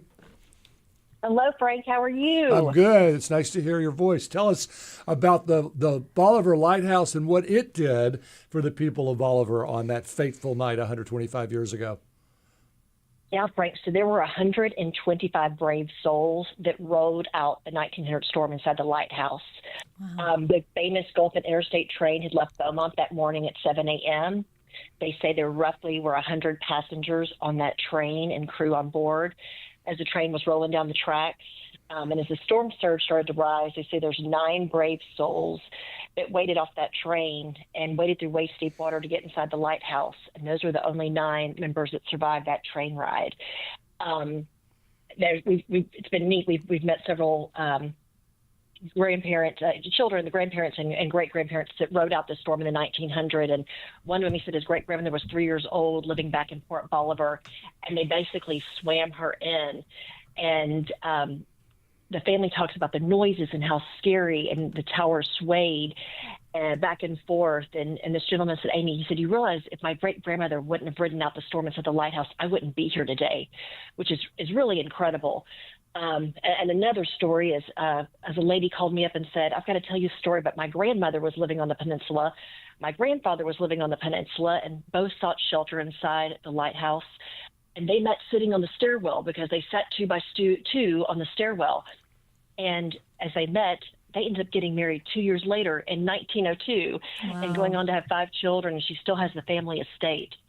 So they talk about Keeper Harry Claiborne and his wife Virginia and how amazing he was to bring all these refugees into the lighthouse. They say that they took buckets at the top of the lighthouse, which is 117 feet tall, to try and catch rainwater. And they said there was so much salt in the rainwater from the storm, and he used the provisions. And because of all of his heroic duties, in 1999, the U.S. Coast Guard recognized his faithful service, and with the namesake of a 175-foot Keeper Class buoy tender that's stationed in Galveston. If you all take the ferry boat from Galveston over to Bolivar, if you look over in the right, you may see the Keeper Claiborne for all of his heroic services that he did during the 1900 storm to save those 125 lives, because they do say when the storm passed and the door opened and they walked out, they said it was like a scene from a Civil War battlefield. There were dozens of bodies that surrounded the lighthouse, testifying those who had tried and failed to get in to the safety of the tower that night. Yeah. Wow. That's something. How's a lot of people don't know, Amy owns the Bolivar Lighthouse. A lot of people don't realize that it's owned. It's not just sitting there. And I know that you've been in a year's process of restoring it. Give us a quick rundown. How are you getting there? Or you have We years sure more? are. So the 501c3 nonprofit was started in 2015. So just to clarify, the families have leased the tower to the nonprofit. The nonprofit has all the authority and ability for the fundraising effort. So the first thing we did was a stabilization test to test the anchor bolts and the rods to make sure that everything was safe and secure, and 100% it is, which is truly amazing over 152 years later. In May 15th, we took down the crown. If y'all know, that was very delicate and fragile. And then we have the new cast iron door that was restored last year by the famous Doug McLean down here in Galveston. And then if anybody's come and seen, the exterior has been repainted back to its black and white day marks for the first time in over 75 years, and it is absolutely glorious and beautiful. We just did the work with dry blasting and painting the inside of the stairwell and the staircase.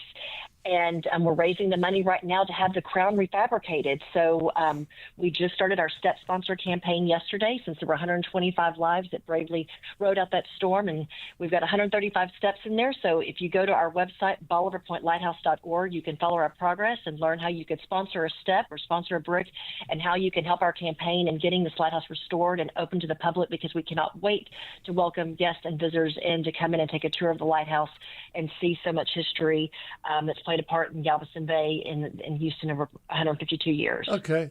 Amy, thank you for calling in. I think probably some people learned a little bit they didn't know. Yeah. My best to your family, by the way. So, Will, we're talking about obviously the Bolivar Lighthouse is still there. And you said, a lot of buildings did survive. What are some of the more, I guess, prominent buildings that you could think of offhand? Absolutely. So that story is a great example of, places being shelters as well. Bishop's Palace is a great example of that. It was built in 1892 by the Greshams. They opened the doors for people to come in, get in the house. It's made of stone. They felt like this house isn't going to go anywhere. It didn't go anywhere. And it became a safe space as well. You've got a ton of houses there in the East End Historic District that are pre-1900 homes. You've got Moody Mansion, you've got the Menard House, you've got very identifiable houses that are associated with Galveston that are still there today. And everybody, if you have a house that survived it, you proudly display a plaque. Where does that come from? Yeah, absolutely. So it comes from Galveston Historical Foundation, and the plaques were part of the 100th anniversary commemoration of it. So in 2000, the program was initiated that if you have a storm survivor house, and we vet it to make sure that it hasn't been significantly altered or anything like that, you can apply to have a plaque put on your house. We expanded that a little bit this year with some yard signs, so there's a little bit more of a visual representation. Now, well, you talked about, you described Galveston as this hustling and bustling type city with lots of first. Do you feel like it reached that type of momentum post-storm? And how long did it take to rebuild? I don't think it did. I think the Galveston of pre-storm Galveston was the kind of apex of that commercial, piece of it. That's not to say it hasn't had tremendous successes since then, but it definitely was a change in tone from it. The rebuilding of it was there. The industry is still there. The commercial aspect of it's still there, but a lot of changes from that. You know, in today's politics, all we hear about is the infighting, the polarization, and all of that. When you look back and you talk about what happened after the storm, and it sounds like people had to come together and be on the same page. Do we have records of infighting and battling and stuff like we see today, or did everyone buy into this is what we need to do? You know, I don't know. You see the Ike Dike conversations now, and, you know, we're so far away from Hurricane Ike in that discussion. And I think it's really kind of a sobering thought to look back at the 1900 storm, and within 4 years, the seawall was going, right? So, boy, I'm sure that there were people that wanted a different version of something, but I think it really speaks to this community momentum that we need to get this there. We need to start building immediately. It's so fast to have moved on that project. Amazing. Yeah, Cosme Garcia, watching us on YouTube, says that after the storm, the city and county of Galveston appointed a board of engineers to recommend how to protect the city. Final report was submitted January 25th, 1902. Yeah. And then I guess they commenced in 1904 with, was the Army Corps of Engineers called that back then? I believe so. Yeah. Yes. And so they started it in the 1911. Also, the Galvez Hotel was finished in 1911. So my point being that the people that were behind this, Ernie, they really wanted to make a splash. Yeah, but I just can't imagine in today's day and age people coming together like that and doing to save a community the way they did back then. And I think we could all learn something from that about when there's need in a community, it supersedes all of this little infighting we have and coming together. I do want to mention someone sent us a text that said that there's a wonderful book about the 1900 Galveston storm, Isaac's Storm, by Eric Larson. He also did Devil in the White City, that book. It's a superb, exciting read and a great historical documentation of the storm and its aftermath while bringing in the human experience, and they highly recommend it, which reminds me of some of the events you folks have been doing down in Galveston to commemorate the storm, that there's a book gathering of people's firsthand accounts of what they went through that night. Yeah, there's multiple books on it. Isaac's Storm is obviously one of the better known ones about it. I was doing a lecture or a presentation to some a presentation to some 6-year-olds, and I said, you know, it feels very cinematic to me when I tell this story or I share these things, but it is cinematic, right? It has all these qualities of this thing happening that we don't know about and what the people's reactions were to it. The documentation, the oral history, the recordings of it, all become part of that larger narrative. And it's something we still see today. You know, we hear it there. We see it online or anytime we talk about it. People saying, well, my family made it through the storm, or my grandfather made it through the storm. People have and continue to have just such a close connection to that story and that storm. It always is a popular topic when we have a chance to. What strikes you? You're a historian. What strikes you as the real standout of the 1900 storm? I really like the juxtaposition of some of it. You know, you had this monumental, absolutely horrific event, and you had this response of almost of an equal scale. You know, you've got the largest natural disaster in U.S. history, and then a few short years later, you have the largest civil engineering project in United States history.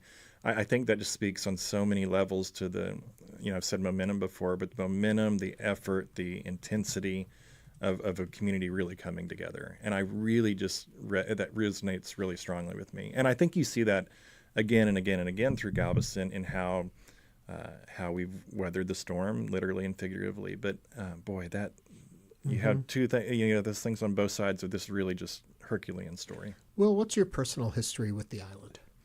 I've been in Galveston for about 18 years. I grew up outside of Amarillo, so I came from no water to a lot of water. And yeah, it's, you know, I've worked with GHF for about 14 years now, and it's been a really good place to be. I love the history. I've always appreciated history. Galveston, the more you learn about it, the more you find out that it is a weird place. I mean that in all the best ways. It's a quirky place. A lot of connections into Galveston, looking at history, not only, you know, local, but across the United States, across the world. Full of ghosts.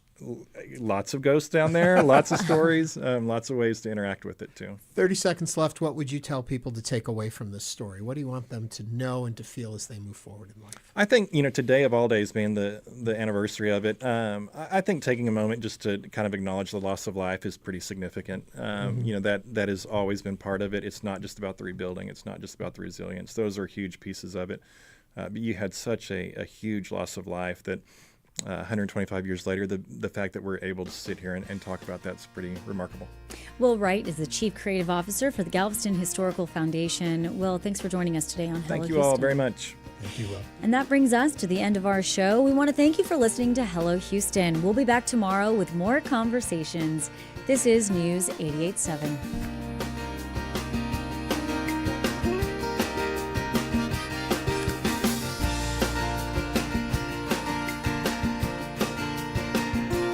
Thanks for listening to Hello Houston. Join us every Monday through Friday from 11 a.m. to 1 p.m. to talk all things Houston.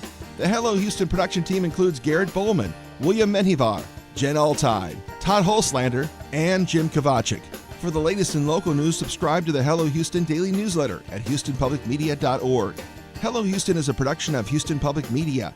The opinions expressed by the guests of this program are solely their own and do not represent the views of management, staff, or underwriters of Houston Public Media. This is News 88.7. Tonight on Houston Public Media TV 8, following an Antiques Roadshow double feature of vintage Baltimore at 7, American Experience looks